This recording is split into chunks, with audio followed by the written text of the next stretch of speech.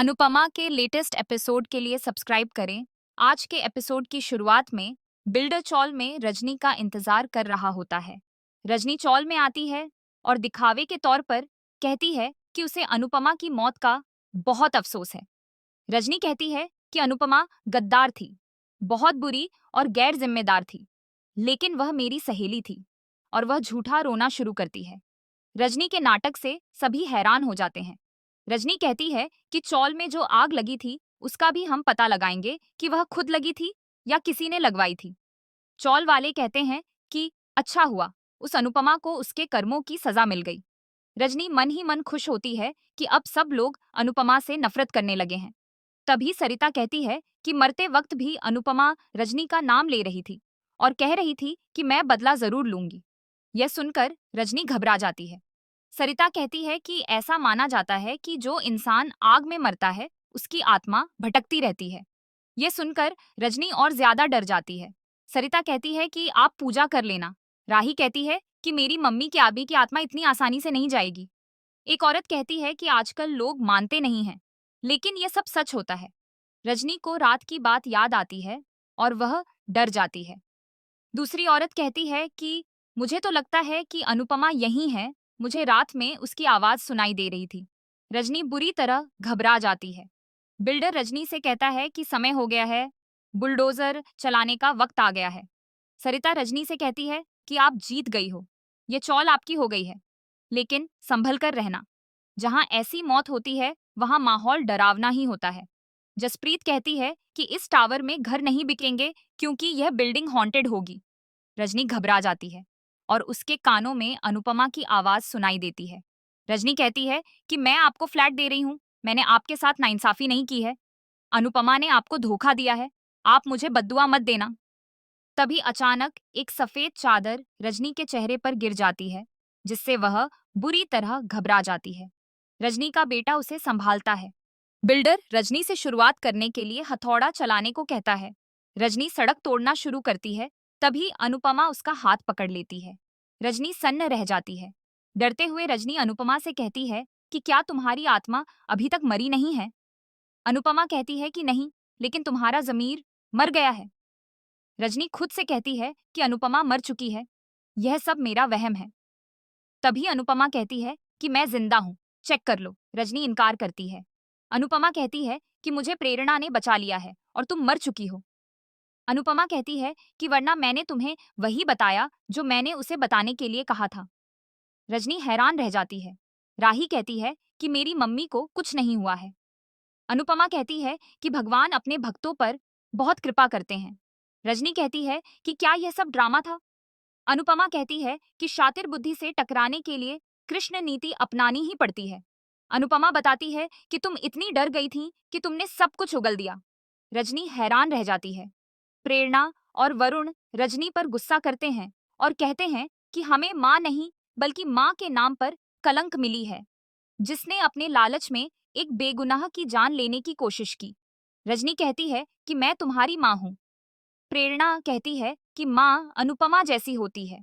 राही रजनी से कहती है कि आप दोस्ती के नाम पर धब्बा, माँ के नाम पर कलंक और औरत के नाम पर कालिक हो। अनुपमा कहती है कि तुम्हारे लालच ने सब कुछ बर्बाद कर दिया। मरने से पहले इंसान यही सोचता है कि उसने जिंदगी में कितना प्यार कमाया, क्योंकि मरने के बाद पैसा किसी काम नहीं आता। लेकिन तुम जैसे लोग पैसों को ही सब कुछ समझते हो। अनुपमा कहती है कि तुम मुझे मारना चाहती थी, लेकिन कान्हा जी ने मुझे सही समय पर भेज दिया, वरना तुम्हारी बेटी के साथ कुछ गलत हो सकता था। यह सुनकर रजनी तालियां बजाने लगती है और तंज भरे अंदाज में कहती है कि बहुत अच्छा भाषण दिया है, लेकिन तुम कितना झूठ बोलोगी? तुम्हारी हर बात झूठी है। रजनी चौल वालों से कहती है कि अनुपमा ने आप सबको धोखा दिया है और अब यह ड्रामा करके मुझे फंसाने की कोशिश कर रही है। अनुपमा हंसने लगती है और उसके साथ ही सब लोग हंसने लगते हैं। यह देखकर रजनी हैरान रह जाती है। अनुपमा कहती है कि तुमने पहले भी इसी तरह सबको भड़काया था, लेकिन इस बार तुमने हम सबको धोखा दिया था। इसीलिए आज हम सबने तुम्हारे धोखे का जवाब दिया है। अनुपमा माँ पिछली रात की बात याद करती है, जब उसने चौल वालों को बताया था कि रजनी के खिलाफ ठोस सबूत मिल गए हैं। अनुपमा चौल वालों से कहती है कि मैं चाहती हूँ कि अदालत जाने से पहले रजनी आप सबके सामने बेनकाब हो और आप सभी ही उसे सजा दें। इसके लिए आप थोड़ी देर मेरा साथ दे दीजिए। राही भी चौल वालों से गुजारिश करती है। चौल वाले पूछते हैं कि अगर इस बार भी आप गलत साबित हुई तो क्या होगा। अनुपमा कहती है कि अगर ऐसा हुआ तो मुझे आप लोगों की हर सजा मंजूर होगी। इसी दौरान राही स्पीकर लगाती है और अनुपमा रजनी को वीडियो दिखाकर कहती है कि इसमें तुमने सब कुछ कबूल किया है। वीडियो देखकर रजनी हैरान रह जाती है। अनुपमा कहती है कि अदालत जाने से पहले चौल वालों के सामने अपनी सफाई दे दो। रजनी डरते डरते बोलने लगती है। तभी सरिता और बाकी चौल वाले रजनी पर नींबू मिर्ची फेंकने लगते हैं। अनुपमा कहती है कि चौल वालों ने नींबू मिर्ची इसलिए फेंकी है ताकि तुम दोबारा इस चौल की तरफ आंख उठाकर भी न देख सको। सरिता और बाकी सभी रजनी पर गुस्सा करते हैं और कहते हैं कि हमने तो आपको मान सम्मान दिया था, लेकिन आपने हमें धोखा दिया। अनुपमा रजनी को कुर्सी पर बिठाती है और कहती है कि तुम्हें इसी कुर्सी का जुनून है, लेकिन इस कुर्सी की अपनी कोई ताकत नहीं होती। इसकी ताकत जनता होती है और अगर जनता का भरोसा न हो तो इस कुर्सी की लकड़ी और चिता की लकड़ी में कोई फर्क नहीं रह जाता। रजनी हैरान रह जाती है। अनुपमा चौल वालों से कहती है कि मैंने आपसे वादा किया था और कान्हा जी की कृपा से मैं अपना वादा पूरा कर पाई। तभी सभी चौल वाले नीचे बैठकर अनुपमा से हाथ जोड़कर माफी मांगते हैं। अनुपमा उन्हें ऐसा करने से मना करती है और कहती है कि गलती मुझसे भी हुई है। मुझे रजनी पर भरोसा करके बिना पढ़े कागजों पर दस्तखत नहीं करने चाहिए थे।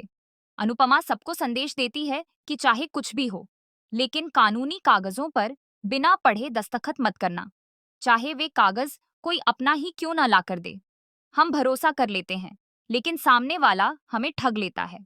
अनुपमा कहती है कि अगर आप सब मेरा साथ न देते, तो मैं रजनी का असली चेहरा सबके सामने नहीं ला पाती।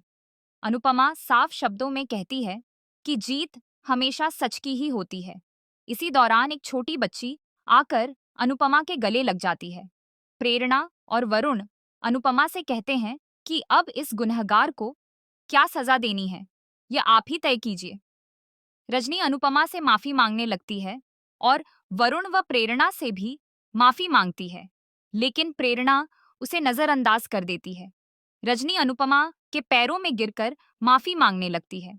सभी लोग कहते हैं कि रजनी को माफ मत करना।